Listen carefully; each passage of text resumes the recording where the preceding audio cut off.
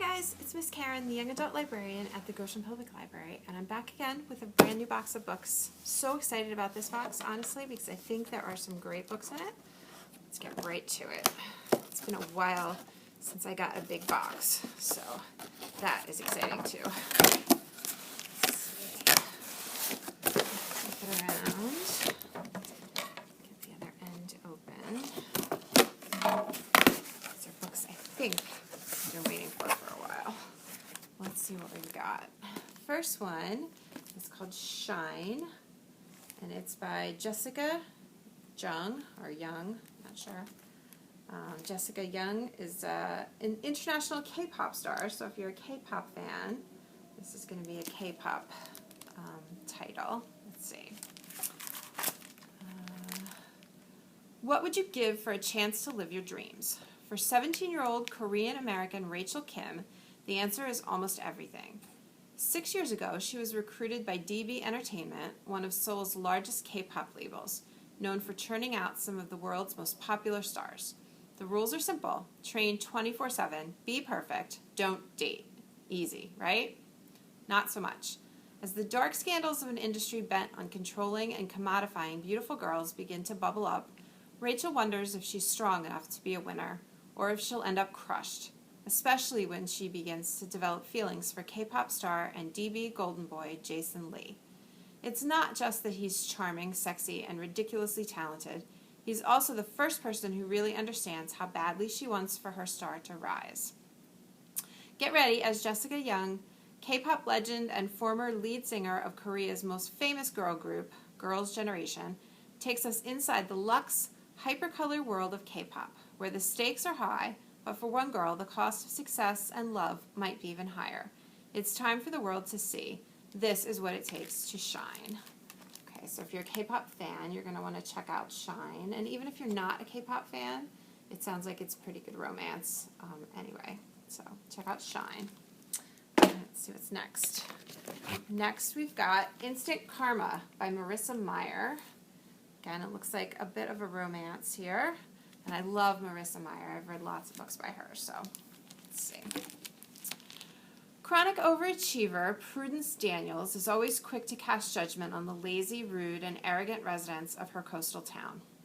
Her dreams of karmic justice are fulfilled when, after a night out with her friends, she wakes up with the sudden ability to cast instant karma on those around her.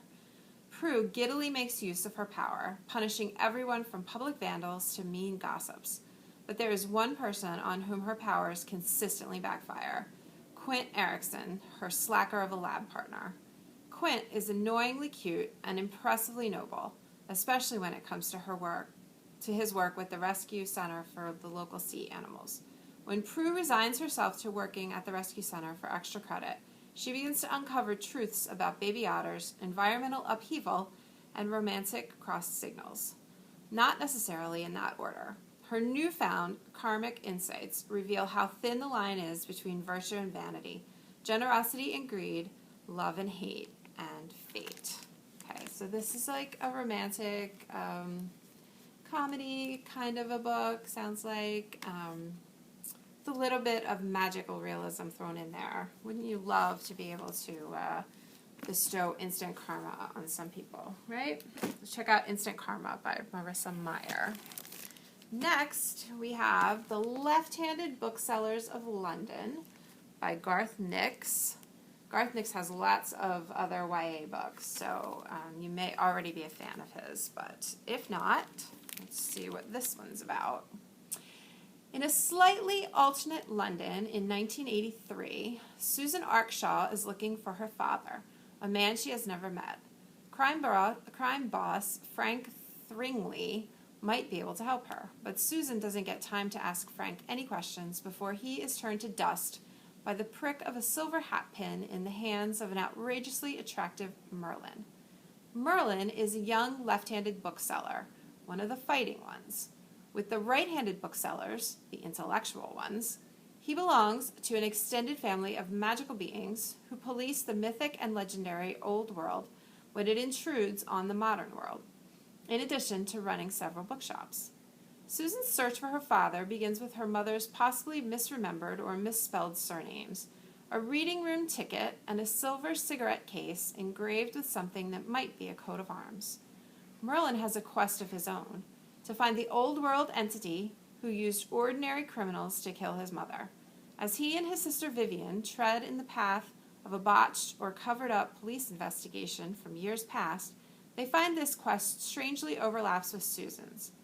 Who or what was her father? Susan, Merlin, and Vivian must find out, as the old world erupts dangerously into the new. In this pulse-pounding and laugh-out-loud expedition to the world of magical booksellers, Garth Nix crafts a unique fantasy that blurs the boundaries between reality and mythic legend. Okay, so if you like a little bit of myth, a little bit of fantasy, check out The Left-Handed Booksellers of London by Garth Nix. Let's see what's next. Next we've got Those Who Pray by Jennifer Moffett. This looks like it could be a little creepy, maybe. Let's see. College life isn't what Emily expected. She expected to spend freshman year strolling through the ivy-covered campus with her new friends, finally feeling like she belonged. Instead, she walks the campus alone, still not having found her place or her people. But then the Kingdom finds her.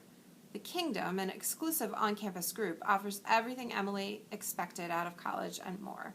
Acceptance, friends, a potential boyfriend, and a chance to spend the summer on a mission trip to Italy. But the trip is not what she thought it would be. Emily and the others are stripped of their passports and money. They're cut off from their families back home. The Kingdom's practices become increasingly manipulative and dangerous, and someone ends up dead. At times unsettling and always riveting, Those Who Pray looks at the allure of cult life, questioning just how far we're willing to go to find where we belong. So if you're looking for a good book about a crazy cult, check out Those Who Pray by Jennifer Moffett. Sounds like a thriller. All right, let's see what's next. We've got Never Look Back by Lilium Rivera. Looks like realistic contemporary fiction. Yuri comes to the Bronx as a girl haunted by losing everything in Hurricane Maria and by an evil spirit. She fully expects the tragedy that befell her and her family in Puerto Rico to catch up with her in New York. Yet for a time, she can almost set this fear aside because there's this boy. Fias is a golden-voiced, bachata-singing charmer, ready to spend the summer on the beach with his friends, serenading his on-again, off-again flame. That changes when he meets Yuri. All he wants is to put a smile on her face and fight off her demons. But some dangers are too powerful for even the strongest love.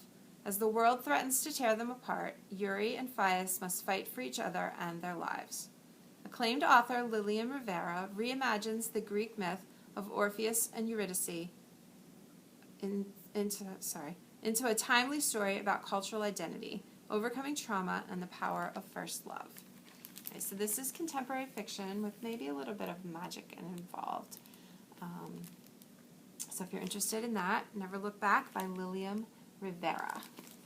Right, let's see what else we've got. Next we have Long Way Down by Jason Reynolds. Now some of you might know Long Way Down, which was a really great book and verse that came out last year or the year before. I'm not sure exactly which year it came out. But anyway, Long Way Down was awesome, amazing. If you haven't read it, you definitely should. This is the graphic novel version of Long Way Down. So it's the same story told in graphic novel form. Very, very well done. Very gripping story, and it will translate, I'm sure, excellently into graphic novel. 60 seconds, 7 floors, 3 rules, 1 gun.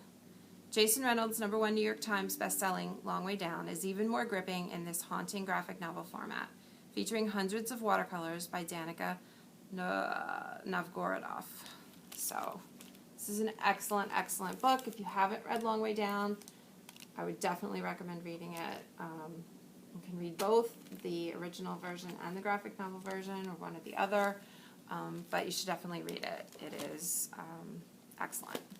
So, Long Way Down by Jason Reynolds, illustrated by Danica Novgorodov. All right, let's see what's next. Next we have The Camelot Betrayal by Kirsten White. This is the second book in a series.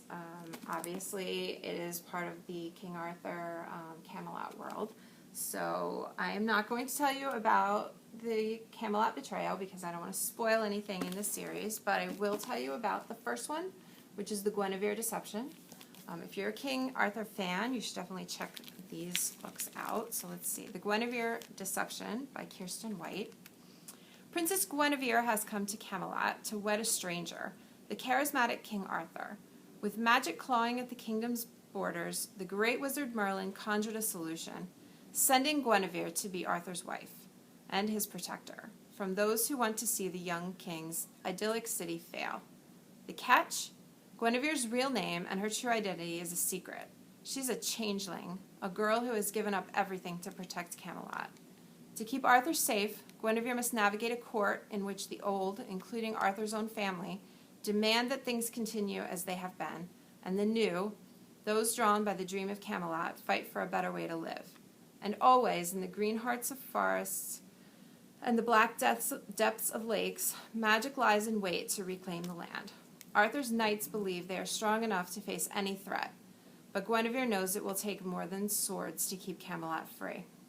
Deadly jousts, duplicitous knights, and forbidden romances are nothing compared to the greatest threat of all, the girl with the long, knotted black hair riding on horseback through the dark woods toward Arthur. Because when your whole existence is a lie, how can you trust even yourself? This is the first book in the Camelot Rising trilogy. So this is the first one, Guinevere Deception. The second one we just got, The Camelot Betrayal by Kirsten White. And there will be a third one at some point. So if you want to wait until they're all out, that's fine. But otherwise, you can check either one of them out now. All right, let's see what's next. Ooh, next we have a short story collection, Vampires Never Get Old, Tales with Fresh Bite. So there's lots of different cool authors in this one. We've got Samira Ahmed, Donnell Clayton, Tessa Gratton, Heidi Heelig, Julie Murphy, Mark Oshiro, Rebecca Roanhorse, Laura Ruby, V.E. Schwab, Kayla Whaley, Zoraida Cordova, and Natalie Parker. So this is a collection, obviously, of vampire stories. Thirsty for fresh blood,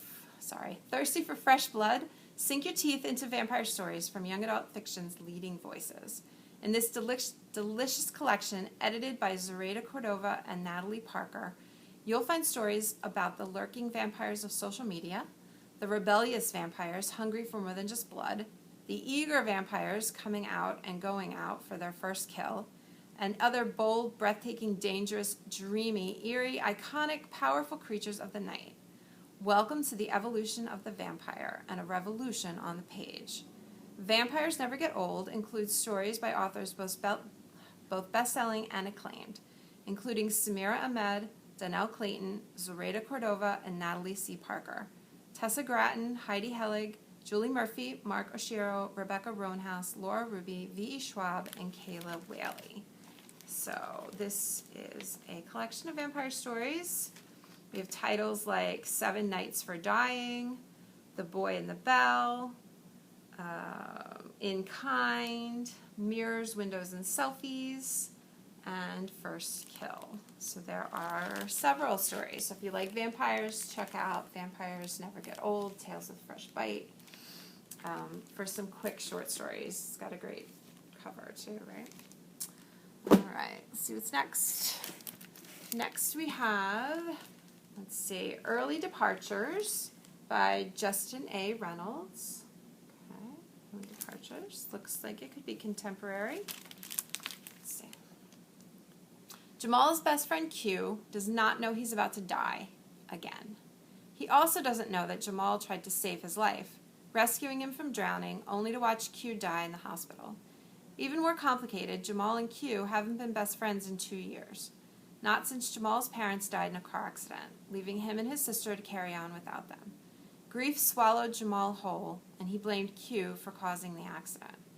But what if Jamal could have a second chance? An impossible opportunity to say goodbye to his friend. A new healthcare technology allows Q to be reanimated, brought back to life like the old Q. But there's a catch. Q will reanimate only for a short time before he dies, forever this time.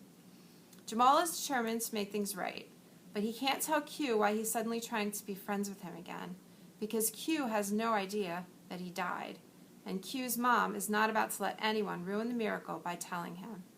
With the clock ticking, how can Jamal fix his friendship if he can't tell Q the truth? Justin A. Reynolds weaves together loss, grief, friendship, and love to form a wholly unique homage to the bonds that bring people together for life and beyond. Okay, so not realistic fiction, obviously. A little bit of fantasy, but it sounds like it's the core of the story is a friendship story. And so if this sounds like something you are intrigued by, check out Early Departures by Justin A. Reynolds. Let's see what we've got next. Ooh, I think this is historical fiction. We've got The Enigma Game by Elizabeth Wine. Okay, now Elizabeth Wine, some of you may know, wrote the book Codename Verity, which is an excellent, excellent historical fiction. She also wrote Rose Under Fire, Black Dove, White Raven, and The Pearl Thief. She's an excellent historical fiction author, so if you really like historical fiction, you should definitely check her books out. 1940. Facing a seemingly endless war, 15-year-old Louisa Adair wants to fight back and make a difference. Do something, anything, to escape the Blitz and the ghosts of her parents, who were killed by enemy actions. But when she accepts a position caring for an elderly German woman in the small village of Winderedge, Scotland, it hardly seems like a meaningful contribution. Still, the war feels closer than ever in Windedge,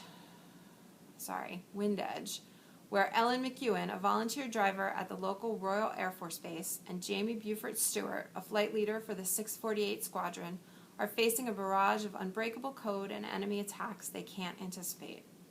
Their paths converge when a German pilot lands in Windedge under mysterious circumstances and plants a key that leads Louisa to an unparalleled discovery, an Enigma machine that translates German code. Louisa, Ellen, and Jamie must work together to unravel a puzzle that could turn the tide of the war, but doing so will put them directly in the crosshairs of the enemy. Featuring beloved characters from Codename Verity and The Pearl Thief, as well as a remarkable new voice, this brilliant, breathlessly plotted novel by award-winning author Elizabeth Wine is a must-read. So if you like historical fiction, you're going to want to pick this one up. Definitely a great author and a great cover, too. We have lots of great covers today. All right, what do we got next? Let's see. Super Fake Love Song by David Yoon. You might know David Yoon. He wrote Frankly in Love, which came out last year. Let's see. It looks like possibly another K-pop book. When Sunny Day, self-proclaimed total nerd, meets Cirrus So, he can't believe how cool and confident she is. So when Cirrus mistakes Sunny's older brother Gray's bedroom with its electric guitars and rock posters for Sunny's own, he sort of kind of accidentally winds up telling her he's the front man of a rock band. Before he knows it, Sunny is knee-deep in the lie. He ropes his best friends into his scheme, begging them to form a fake band with him, and he starts wearing Gray's rock and roll cast-offs. But no way can he trick this amazing girl into thinking he's cool, right?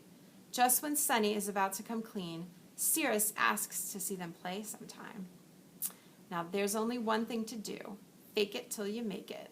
Sunny goes all in on the lie, and pretty soon the strangest thing starts happening. People are noticing him in the hallways, and he's going to football games and parties for the first time. He's feeling more confident in every aspect of his life, and especially with Cirrus, who's started to become not just his dream girl, but also the real deal. Sunny is falling in love. He's having fun. He's even becoming a rocker for real. But it's only a matter of time before Sunny's house of cards starts tumbling down. As his lies begin to catch up with him, Sunny Day is forced to wonder whether it was all worth it, and if it's impossible to ever truly change. From the New York Times bestselling author David Yoon comes an inventive new romantic comedy about identity, perception, and how hard it can feel sometimes to simply be yourself. Okay, so not K-pop, but musically themed, Super Fake Love Song by David Yoon. It's got a great cover again, and look at these great end papers inside. That's cool, right? So definitely check this one out if you're looking for a lighthearted, musical-themed, romantic comedy type book. All right, let's see what else we've got. Next, we have the book I've been waiting for quite a while called How the King of Elfhame Learned to Hate Stories.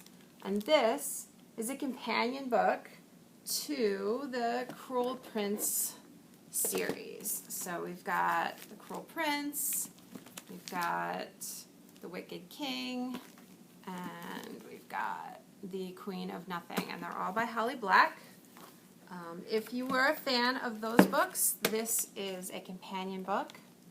If you haven't read the Cruel Prince series yet, you're going to want to pick that one up and check it out. It is all about fairies and fairy world and all sorts of stuff like that. Now, How the King of Elfhame Learned to Hate Stories is short stories set in the world of Elfhame, and they're about Cardan, who is the king, or is eventually the king. But so before he was a cruel prince or a wicked king, he was a fairy child with a heart of stone. Holly Black reveals a deeper look into the dramatic life of Elfhame's enigmatic High King, Cardan.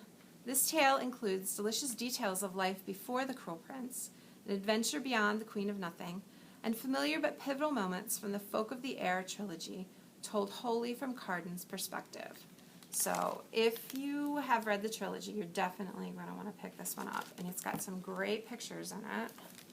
Let's see if I can show you some of the awesome pictures in this one. This one. So it's really beautifully illustrated and has some new stories in it that if you're a fan of the series, you're definitely going to want to read. Alright, so I'm really looking forward to checking this one out, and if you want it, you can put it on hold in the system. How the King of Elfhame Learned to Hate Stories by Holly Black. Illustrated by Rowena Kai.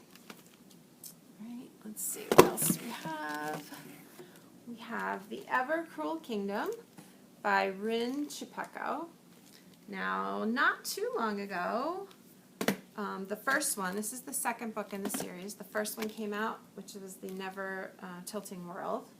This is the second one, The Ever Cruel Kingdom. So I'll tell you The Never Tilting World. I'll tell you what that one's about. I don't want to ruin the series if you haven't read it. A world split between day and night. Remarkable in beauty and fearsome in power, generations of twin goddesses have long ruled Aeon. Until 17 years ago, when one sister's betrayal defied an ancient prophecy and split their world in two. The planet ceased to spin, and 3/4 of the world perished. Now a great abyss divides the planet.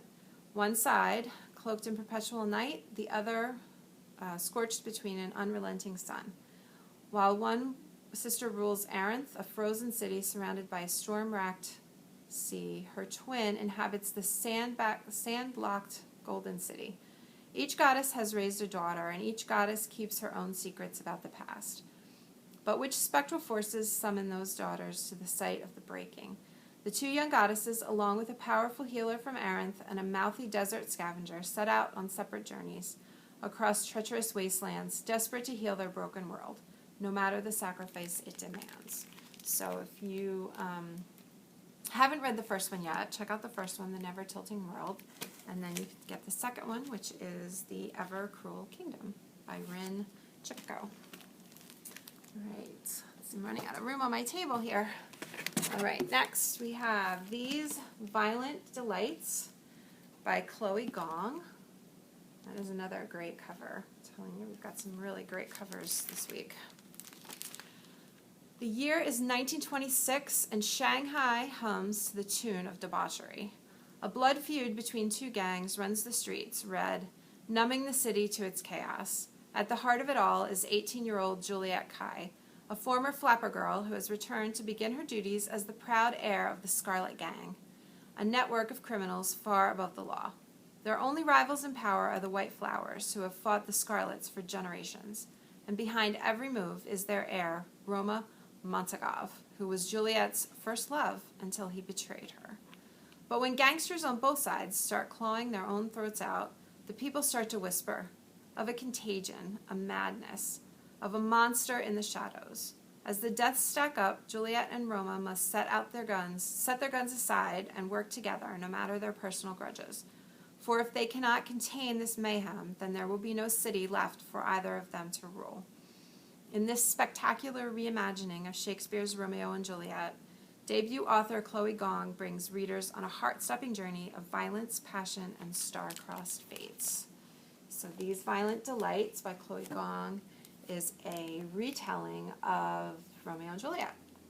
So a classic love story. Hopefully this one ends better than the original. But if that's something you're interested in, check out these Violent Delights by Chloe Gong. All right, and we have one book left. This is one I've been waiting for. A Sky Beyond the Storm by Saba Tahir.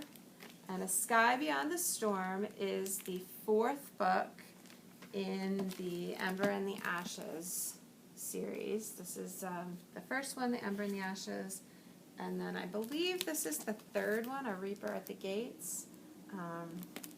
We don't have the second one in, which is A Torch Against the Night right now, but we do have Ember and the Ashes and Reaper at the Gates. So I will tell you what an Ember at the Ashes is about, because I don't want to spoil it, but if you've read the first three, you're going to want to get A Sky Beyond the Storm, which is the conclusion, I think, of the series. So let's see what an Ember in the Ashes is about. Laia is a slave. Elias is a soldier. Neither is free. Under the martial empire, defiance is met with death. Those who do not vow their blood and bodies to the emperor risk the execution of their loved ones and the destruction of all they hold dear. It is in this brutal world, inspired by ancient Rome, that Laia lives with her grandparents and older brother. The family ekes out an existence in the empire's impoverished back streets. They do not challenge the empire. They've seen what happens to those who do. But when Laia's brother is arrested for treason, Laia is forced to make a decision. In exchange for help from rebels who promise to rescue her brother, she will risk her life to spy for them from within the empire's greatest military academy. There Laia meets Elias, the school's finest soldier, and secretly its most unwilling. Elias wants only to be free of the tyranny he's being trained to enforce. He and Laia will soon realize that their destinies are intertwined and that their choices will change the fate of the empire itself. Okay, so this is like epic historical fantasy. An Ember in the Ashes by Saba Tahir. It's a 4-book series. It's very detailed and in-depth, and the world building is amazing in this book. It is, however, very violent. So if violence is not your thing, you're going to want to skip this one, because this is super violent. But if you like epic fantasy and the violence doesn't really bother you, check it out, because it's amazing, and would highly, highly recommend it if you're interested in that. So I hope you found something to like in this box. I think there's some great choices in here. You can put them on hold in the catalog, or you can call me and I will pull them for you. Hopefully we'll be open to you guys coming in and browsing soon, or maybe even by the time this goes up, we'll be reopened. I'm not sure, but hopefully soon. And but you can always call, and I'll pull whatever you want if you see something you like. So hopefully. And I'll be back as soon as I can with another new box. And I hope you guys have a great holiday. Bye.